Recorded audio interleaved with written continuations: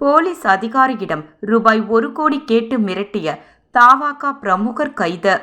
அரசு அதிகாரிகள் பார் உரிமையாளர்களிடம் பணம் பறித்ததும் அம்பலம். புதுச்சேரி போலீஸ் அதிகாரியிடம் ரூபாய் 1 கோடி கேட்டு மிரட்டிய தவாக பிரமுகர் அதிரடியாக கைது செய்யப்பட்டார்.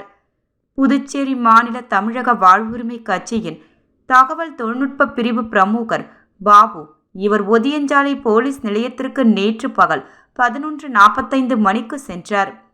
அவர் போலீஸ் இன்ஸ்பெக்டர் செந்தில்குமாரிடம் தனியாக பேச வேண்டுமென கூறினார்.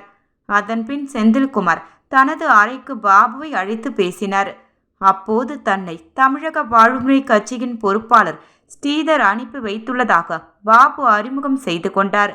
தொடர்ந்து பேசிய அவர், போக்குவரத்து பிரிவு போலீஸ் சூப்பரண்டு செல்வம் மீது ஒரு குற்றச்சாட்டு உள்ளது.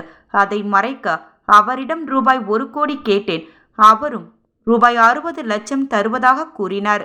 அதன்படி முதலில் ரூபாய் 1 லட்சம் தருகிறேன் என்றார். ஆனால் இதுவரை அவர் பணம் தரவில்லை. எனவே நீங்கள் இன்ஸ்பெக்டர் செந்தில்குமாரிடம் பேசி அந்த பணத்தை வாங்கி தர வேண்டும்.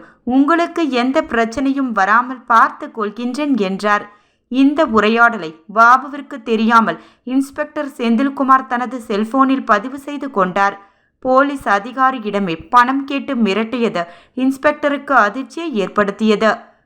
இது தொடர்பாக தவாக பிரமுகர்கள் பாபு, ஸ்ரீதர் ஆகியோர் மீது இன்ஸ்பெக்டர் செந்தில்குமார் வழக்கு பதிவு செய்து பாபுவை கைது செய்தனர்.